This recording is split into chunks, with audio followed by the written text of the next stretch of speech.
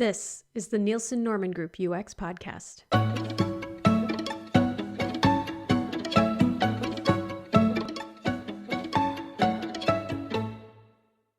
I'm Therese Fessenden. UX is a broad term. Yes, it means user experience, but if you've been listening for a while, then you know that user experiences aren't limited to digital designs. And the best ones are typically a careful orchestration of many kinds of interactions: physical, digital, interpersonal. So to honor the range of experiences and types of design work in our field, we'll be using the next few episodes sharing interviews that we've had with members of our UX Master Certified community who are applying UX principles to their work in different ways. Today we'll be featuring a type of design that's less focused on visual appearances and more focused on untangling really gnarly, complex problems: service design. To do that, we'll be sharing an interview we had with UX Master Certified Thomas Wilson. Thomas is a senior principal service designer and strategist at United Healthcare, who spent the last 13 years in the service design space. In this episode, we discuss what service design is, how Thomas got into this field, and what makes the work so challenging, but also so rewarding. So without further delay, here's Thomas.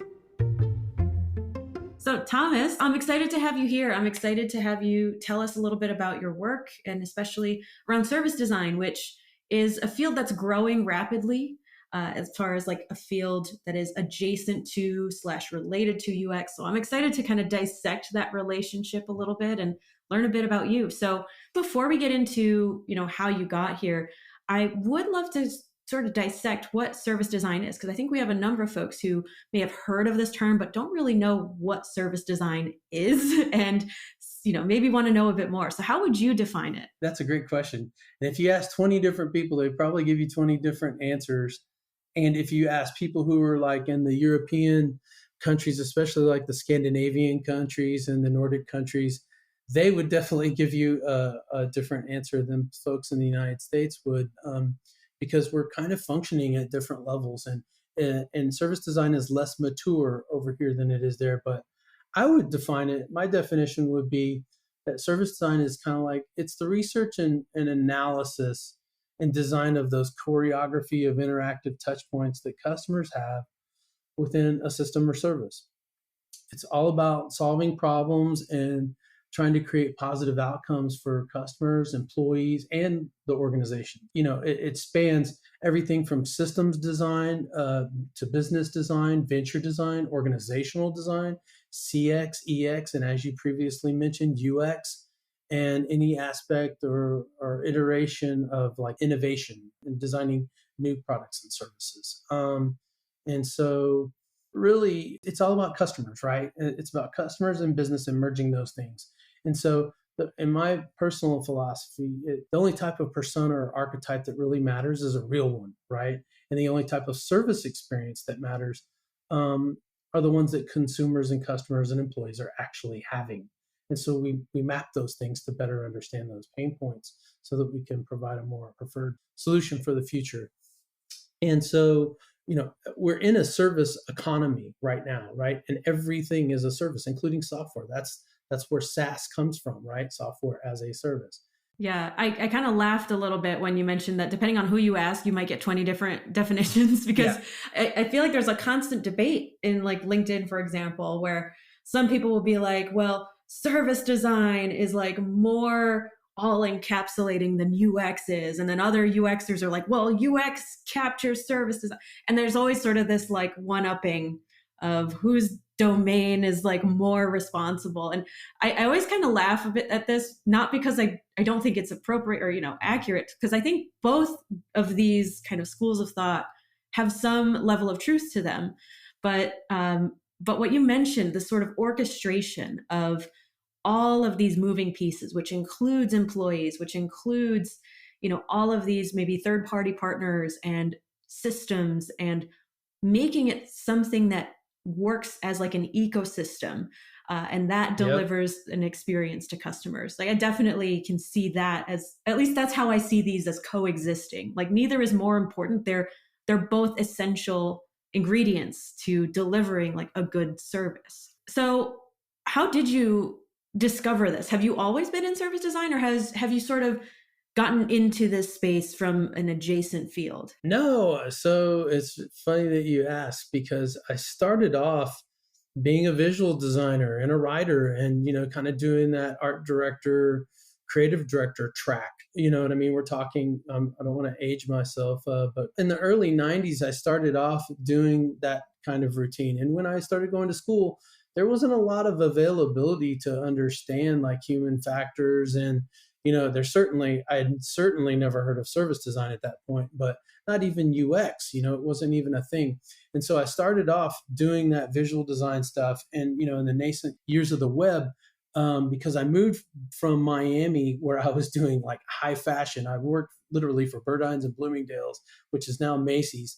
And I was airbrushing tattoos and piercings off of models, you know what I mean, on Christmas Eve, and doing stuff on SunSparks and Chemex and Unix systems.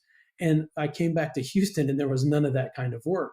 And in Houston, you have a lot of oil and gas, petrochemical, environmental stuff, and you have healthcare. That's basically the big industries there. And so I started off doing for the oil and gas industry. I started getting into like doing schematics and diagramming and mapping for GUI devices and interfaces. Back then it was called graphical user interfaces, GUI, and doing that HMI work and like SCADA controls and SCADA requirements.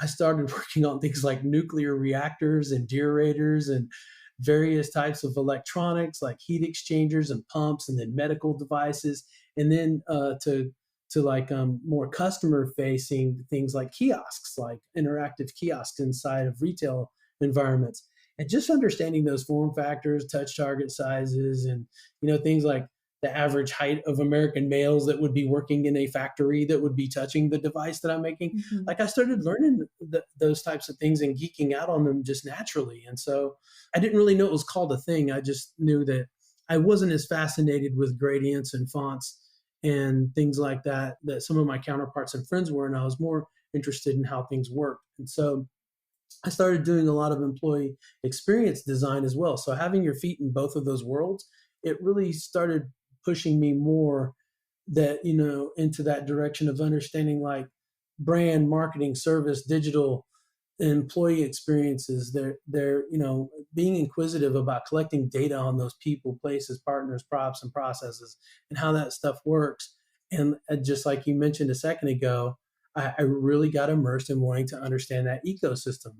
And when I started going more towards just doing software, like the early 2000s, merging, the customer experience and getting those customer requirements or user requirements with the business needs and in business requirements like BRDs, and distilling those down into like product needs and product requirements. That's what it all kind of became very clear that I was doing more than just visual design, more than just UX, more than just UI. All of mapping all of these things. That's what I really got fascinated about.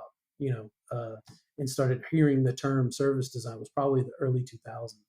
Yeah, and like the more I think about it, it seems like service design is a relatively new discipline, at least as far as what we've been covering, because we do have our service blueprinting class at NNG, and it's a class I share with Sarah Gibbons and a couple other folks. And we talk a little bit. It's funny that class has evolved. We used to talk a lot more about the history of service design and covering some of the very early papers that came out in like Harvard Business Review. And that was like the 80s, which, I mean, to some who are entering the industry, that might seem like it's an older field, but it's really not. It's still relatively new compared to a lot of other disciplines that are adjacent to it. So in many ways, it does seem like it's something that's still growing. And like you're saying, there are some areas of the world, some industries that maybe have more service design maturity in the sense that they've had more time to establish some best practices, and others are just getting their feet wet and even realizing that this is something you can do. And it's really kind of a fun time to be involved in a way. It's exciting, but it's also a little bit nerve-wracking to some degree. But yeah, it's new to most of the larger organizations in the United States of America. And like I said, we're still doing it a little bit weirder and not at the top of our license. And so there's a lot of there's a lot of evangelizing and proselytizing that has to go along with that, so that we can get to a place where it's a little bit more respected, like it is in places like Germany and our Scandinavian countries. They really do respect it over there, and they do it well, and it's valued. Yeah, yeah. And I definitely love to kind of explore that side of things in just a moment. But you kind of mentioned that right now there's a lot of figuring things out, for lack of a better way to phrase it, in the US, where we're still figuring out what is best practice for us and how can we make this work for us.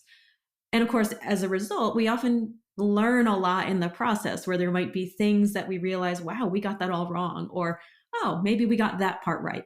But what do you think is the biggest misconception that people tend to have with service design? What are like the biggest, I would say, Yeah, misunderstandings?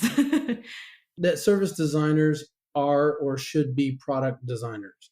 They should be UI designers that get down in the weeds with heavy lifting or iterative UI incrementalism, um, or that they should be one leg of the three-legged stool analogy. Service designers should in my opinion, most people's opinions, of course, answer directly to the business first. They should answer to the business, or if they need to be on a team or governed by a specific business unit, it should probably be customer experience. Second, or be on innovation or flex teams that answer to those folks, answer to business and portfolio managers, or some type of design leadership. Where it gets problematic is where it's not understood, and sometimes even not to be adversarial, but it's not even respected. That makes things a little bit harder if you're in a large organization. That if it's not put in the right place or context, and if it isn't supported, that will be difficult for service designers to operate at the top of their license and to function for the business and for the customers. You know what immediately comes to mind when you mention like not respected, and I certainly don't want to throw all of my public sector buddies under the bus, but when thinking about how a lot of large organizations, federal entities or otherwise, right, there tends to be this sort of belief that, well, they're employees, like, they're designing whatever they need to design for their teams. Like, they're not users. We don't need to study them. We don't need to do Yeah, a deep dive here. Like, they're just going to use whatever we tell them to use, right?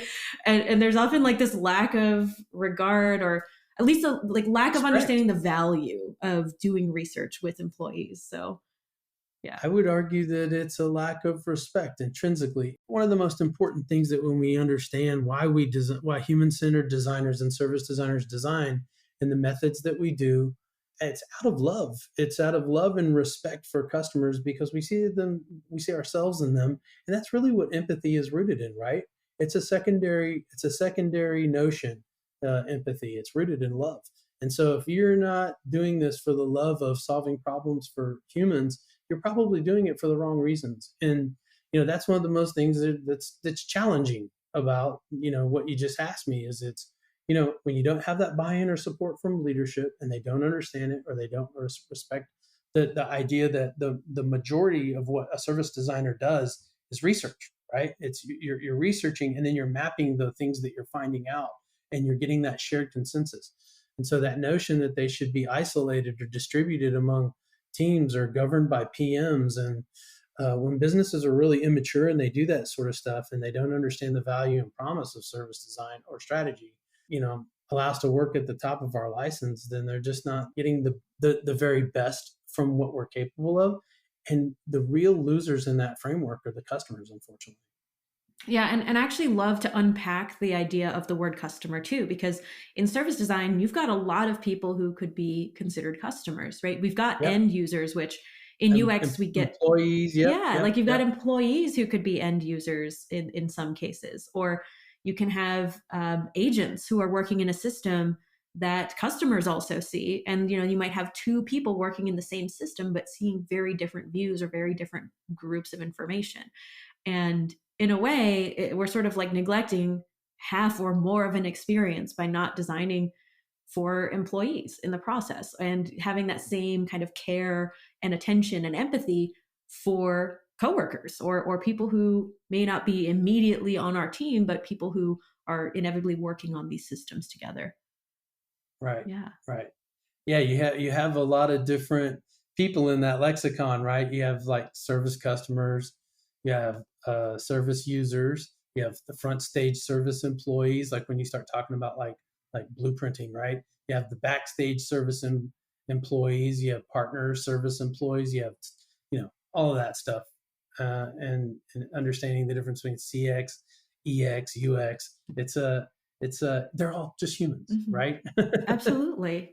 And it's, you mentioned service blueprinting, and what comes to mind for me is actually this debate I've seen recently. And I would love your thoughts on it, but it has to do with the idea of like service design is not service blueprinting. And service blueprinting is certainly a tool of service design. Oh, sure. It's an And artifact. so I would love your thoughts like on how service blueprinting kind of fits into what you typically do, say at United Healthcare or other jobs that you've had as a service designer. Sure. So I think there's a holy trifecta of like a persona archetype, how that persona or archetype group um, is visualized via their journey, right? And so that top piece of the journey, the top lens, would be the that persona or the archetype group and how they're going through a specific use case or scenario and solving a problem, or how they're going about their whatever their job to be done is, or experience that they're having. And then that top part of the journey goes to the feeds into and is a part of the blueprint, right at the top of the blueprint. And then you do, of course, all the front stage and backstage and all of that stuff. So when you look at those three things, what those things are rooted in are the hero's journey. The hero's journey, and now I'm going to get a little metaphysical and a little bit, numinous. So, but like Joseph Campbell, Carl Jung, this is where we get these ideas from. And what we're doing here is we're doing one of the oldest things that you can do. We've dated some of these things back as far as 10,000 years, but a lot of the things that we're discovering in tombs, inside pyramids, and things like this. There are blueprinting types of scenarios, crazy sixes, crazy eights, storyboards, personas, icons and glyphs, semiotics. All of this stuff is on the wall of pyramids. And so we've been telling stories about humans and what we do here and in the afterlife for thousands of years. And so this notion of storytelling isn't new. And I don't think service design or human-centered design is really new. I think that we're using these artifacts to tell stories so that we can relate to one another and so that we can build consensus. And that's why I mentioned previously this is rooted in love, because when you have a passion for solving problems for human beings, you're going to tell their stories with more than just empathy. You know what I mean? You're going to want to get every single detail, because those are like I said previously, those are the stories that matter. Those are the journeys that matter, are the ones that people are actually having. So one of my biggest peeves when I'm like training folks or teaching anything to do with service design, or when I see these artifacts, is if it's not a real person, or at least a group of people that have very similar experiences, like an archetype bucket, um, I don't like those mega maps that have tons of stuff in them and there's no human in it. And you're just saying, this is how a pregnancy occurs, or this is how someone goes and shops at the grocery store. Well, who's that someone? Hundreds of millions of people buy groceries every day. Hundreds of millions of people have babies. Everyone doesn't have the same experience in a scenario like that. And so that's the most critical thing, is you have to tell those stories, and the way that we do it is with those artifacts and many more. There's a lot of different types of mapping, right? There's ecosystem mapping, there's use flow diagramming and mapping. There's lots of different types of mapping, but those main three really give you a good picture of a specific human going through a specific thing, right? A scenario. Yeah, absolutely. And I think you bring up this really important point, which is the idea of storytelling. It's not really this optional skill to have in the field of design in general, right? The whole point is not to be able to say, "Oh, I designed something, now I'm going to tell people about it," but rather using the ability to construct a story, to understand what Hmm. journey someone is actually going through. That's where you're going to find Yeah. that enlightenment and those great ideas that actually have Right. impact. And it's funny you bring up the point of the mega maps, or the other type of map that often gets on my nerves sometimes is the map that's so general because we want to capture all of the customers that we have. It, that's what I was Yeah. just talking about, is that type of map. It's not as specific to a specific human going through a specific thing. It's just this generalized thing. And frankly, there's only two reasons why people make those maps. Number one is out of ignorance. And number two is because they work in an environment where they're not being allowed to go get research. And that goes back to what I was saying before, in one of the places that's problematic. When you're working in a product environment and basically it becomes the PM's request for a service designer to go map out their idea and prove it. And basically they look at it like a form of validation, like go map this thing out to be true. And it's like you have no research to confirm that A is even a good idea, or B, that, you know what I mean, it would ever happen. Mhm. And that's when it gets problematic. And I see of that a lot. Definitely. And also I think there's a lot of pressure too, because I mean these efforts, like you were saying earlier, they require research, they require a lot of information, and that takes time. That naturally takes time, energy, investment, resources. And I think there's often this sort of fear of expending these resources on something like a map, when it's like, why would I spend it on a map when I can just put it toward a product or to developing Yeah. something? Yeah. And that can be a real issue, right? Because we might actually be setting ourselves up to like do a lot of busy design work as opposed to targeted design work, right? Right. Yeah. It's very wasteful. It's very wasteful, and it's actually far more financially consuming and involved to do it poorly than it is to do it right and invest a little bit of time on the front end. We could actually do an entire podcast on product first and waste, and the viability and importance of research and service design and UX design on the front end of a project. But you'd probably need a couple of hours, and we would need to take breaks. Yeah. Oh, I'm sure others listening will agree with that statement. Yeah. But yeah, I mean, I bring that up just because on the one hand, you need the value and the respect for the discipline in order to be able to do the work right. And at the same time, doing the work right can often earn the respect and the value, acknowledgement that can sometimes arise, like once people have seen the value. So it can kind of be a catch-22 and kind of frustrating at times. Oh, believe me. So I'm curious then, what has been most helpful to you, as you've grown in your career? What has really helped you, kind of take your work to the next level? Oh, that's a great question. You know what? And it's an easy one too. And reading. I read a lot, and I follow a vast variety of smart people just like you, like Don Norman, Jacob Nielsen. But I follow a vast variety of smart people, and I read a lot, like members of the Service Design Network, a lot. So I read a lot of peers and a lot of people that came before me. I also follow and read people like Erica Hall, who's one of my favorite researchers and strategists. I'm sure you know who she is. Adam St. John Lawrence and Mark Stickdorn, both very smart guys. Of course, they've written very, very well known and famous books. Tony Ulwick, Bob Moesta, both those guys, JTPD guys. And I follow some really intelligent product management folks too. So I don't just stick to like service designer researchers. I follow everyone, and I really like some product management folks like John Cutler, Powell Hearn. I've also been fortunate enough to make some, virtual friends and share information with people like Megan Miller, who is actually going to come speak at our design hour in a couple of weeks. And there's a fellow Austinite named Douglas Ferguson, and there's some behavioral design folks like BJ Fogg and Dan Arley, and those guys, and Robert Meza. Yeah, so I really like following those people, reading what they have to say, reading books from them, and I just think that it helps absorb what other people have been through, how they map experiences, how they solve problems. It helps identify with challenges that are surfacing in their lives, and if I'm seeing them in mine too, it helps me to just know that I'm not alone and I'm not crazy.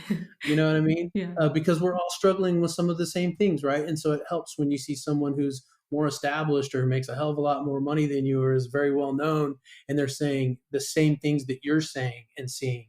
And so that's really my secret sauce is read and follow smart people. Read a lot, consume information. Yeah, and I think you bring up a really important point too. It's not just reading. I mean, yes, reading fellow researchers' work, I feel like is really helpful because first of all, they're doing research with lots of different types of employees, Hmm. customers, et cetera. Like they have a lot of perspectives just on that from that alone. But they also can share a lot about their methods, about what's worked for Yeah. them, what they found maybe not so helpful, especially when it comes to, theory versus practice.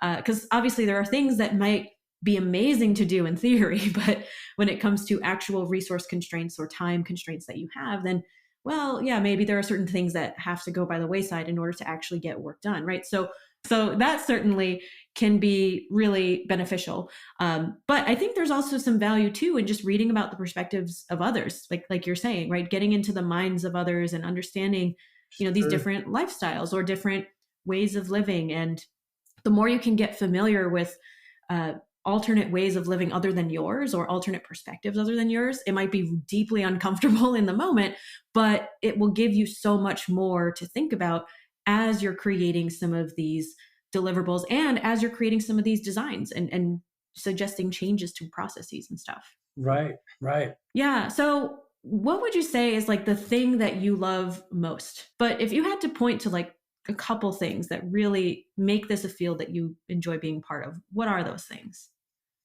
Yeah, I that's a really great question too. So I love that moment when you have this holistic view of an ecosystem and you can see all of its working and connected parts, because you've mapped and diagrammed and you've been able to understand what those dependencies and relationships are, right? And you can see those patterns and pain points and the breakdowns in service. But you also, that when you're in a mature environment and people respect and value design and service design, it can be a great unifier across like divisions, across lines of business, across different stakeholders. And the underlying theme of it is to build consensus. You know what I mean? And to understand where to play, what to design, what to build. If you really want to understand like the passion of most service designers, I think, and myself including it's about ecosystems. And if you look at like a brain, like a if you understand like the mind body analogy, and your brain is kind of like a business, right? You've got that frontal lobe, which is kind of like the thinking, speaking, memory stuff, and that can be your C-suite, right? Your perinatal lobe, your language, your touch, your feel, that would be like your UX, right? And occipital lobe and the cerebellum, your balance, coordination, vision, perception, color, all that stuff. That can be more like product or in your temporal lobe, your hearing, learning, feelings. That's kind of like your marketing, right? When you look at the different parts of the brain, they're just like different aspects of a business. But when you start talking about what it is that what we provide to our customers, it's more like a nervous system. And so when you understand like how a nervous system diagram kind of looks like, imagine kind of like you have a 4G or 5G cable or satellite or your Wi-Fi connection, right? And that is all connected to computers, mobile devices, anything with an IPv6 connection. And those are like nerve endings, right? Those touch points for a customer. And everything that we do is about that knowledge management of data that we're collecting from those endpoints. And so that we can provide a better service and better products for our customers. When we collect that data and we bring it back to the brain, it has to be centralized and it has to be accurate and scrubbed, right? And it has to inform some type of personalization and self-service. Yeah, and I think kind of harkens back to what you mentioned earlier, which is, I mean, nothing against visual design. I think visual design is crucial. It's the way that we, communicate, the way that people see our designs, and the way that we can manipulate attention toward what we need people to look at. So I think there really is a sort of fascinating aspect to really dissecting these ecosystems of products, people, props, right? All of these different systems and processes, right? There's a lot to untangle in these ecosystems, in these networks of support. And often if you like really difficult problems, like if you're someone who walks up to a broken vacuum cleaner and you're like, Yeah, yeah. I need to take this apart, as opposed to I'd rather just throw the thing out and buy a new one, right? I mean, obviously there might be a point where you're trying to take this apart, you kind of lose your mind, but it's in that investigative process, in that, unpiecing and repiecing together. If you enjoy that sort of thing, service design is absolutely a field that allows you to do that and to live in this space of ambiguity and questions and also of learning, right? So I can definitely see the excitement in that and the passion in that. It's funny that you bring that analogy up, because trust me when I tell you, everyone who is in service design or UX, our our significant others absolutely hate us because of what we do. Because you can't go to a checkout, you can't walk through a line, you can't experience a service, you can't run your card through a POS system, you can't just go to a car wash without critiquing the hell out of it and saying, "Oh, the button's on the wrong place. Oh, this affordance would be better if it were down here. It would be better if it was this color." My wife hates that stuff. Like, we'll be just trying to check out and buy food, and I'm like, "Well, look, honey, let me show you." And she's like, "I know, it sucks. Give me a break. Let's go." You know what I mean? You Yeah, see it everywhere. you do. And on the one hand, it's fun because then it gives you ideas for like, this reminds me of a work problem, or this reminds me of something else I'm working on, and maybe this could be an analogy that I can now use as a way to kind of think through these problems. So I guess on that note, like, obviously there's some people who are like seasoned service designers who might relate to a lot of what we're talking about, but there might also be some folks who are, thinking that maybe this is where I want to take my career. I would reiterate, read and consume a lot of information. There's a lot of things out there that aren't very expensive. You can get on Udemy for virtually nothing and learn. You can take classes at NNG. You can take classes at IDEO. You can do all sorts of stuff for continuing education. There's also interactiondesign.org. That's a great place to learn. That's very inexpensive. But just know that other people have come before you, and there's a lot to glean from that. And smart people really love to share their wisdom. They're not trying to make $1 million off of you or hustle you. Like, really smart people want to share. And so, yes, they might have classes that cost money, and it might be considerable cost, but there's also a lot of free videos out there. NNG, IDEO, you have YouTube channels. There's tons of stuff up there that you can Google just about anything and on the NNG site, and that doesn't matter if it's personas or blueprints or how to research, and you can find it on there. You'd be surprised how many people are sharing this information. There's also Mark Fontaine, that service design show. Go watch his YouTube channel, because he talks to people all the time and has great content. If you're just starting out and you have the time and you have the money and you're young and you can move around, go to a college like SCAD. Savannah College of Art and Design has really come a long way, especially in the last 10 or 15 years, as far as their offerings.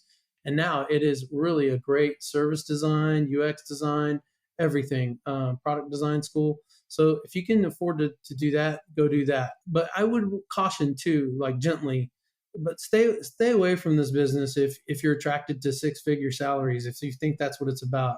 If you've seen stock photography of people playing with stickies, and because that's not what it's about. It's not about playing around in Fig Jam with cupcake and unicorn and lollipop emojis. And I see a lot of that. A lot of people that are like coming in for all the wrong reasons, and they think it's about fun and games, and it really isn't. I want to caution you, this is a mostly thankless job. And more often than not, fighting for people you'll never really know, other than if you get the opportunity to research them and do ethnography or interviews, and you're going to be solving problems for them and finding pains and gaps. And you're going to be in meetings and war rooms and in message threads where you're fighting for them and representing them with people who have different agendas than you or your customers have. So if you don't understand the politics behind this work, and if you don't understand that it's really about deep investigation and curiosity, and it's about learning and constant negotiation, and you're going to get your feelings hurt. And so the main thing is what we mentioned previously, is it's that storytelling for solving human pain points and systems. And it's not about money or glory or accolades. And we really do this for the love of humans. Yeah, I think that's a really fantastic way to wrap up the episode, because I don't think I can top that. And really, if you like complex problems and you love learning about people, this is a great field for you. And like Thomas said, I mean, and kind of shameless plug about our YouTube videos, even if you don't want to come to one of our classes, although I'll certainly be happy to see you there. But we do have YouTube videos, we have free articles. Feel free to check out our free stuff, because it's a great place to get started if you're not ready to dive in with both feet. So Thomas, if anyone wants to follow you and your work, where could you point people to? Yeah, I'm on LinkedIn. I'm easy to find. I'm usually talking smack about service design and UX and the value of research. You can find me, and I'm always pretty active. I post on there pretty regularly. I have a pretty decent presence. So get on there, follow me, ask me questions. If you want to know how I do anything, I will usually take the time, if I can find it, to set up a meeting with you, a Zoom call, and show you how I do things. So reach out. We'll definitely include, a link to that LinkedIn in our episode notes. And for any of the other big names and research that you've shared, we'll also include some links to those great thinkers as well. All right. Thank you. Yeah, no problem. Have a great day.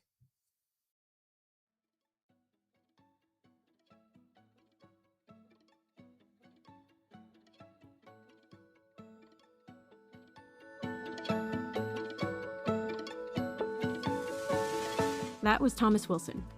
You can find links to learn more about him and other resources in the show notes. But also keep in mind that our website has a growing body of knowledge about service blueprinting and service design. And don't forget, we do have that UX certification course on service blueprinting.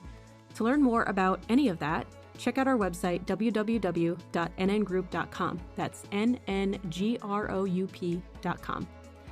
Finally, if you want to get the next episode lined up and downloaded on your listening platform, make sure to follow or subscribe to our podcast. This episode was hosted and produced by me, Therese Fessenden.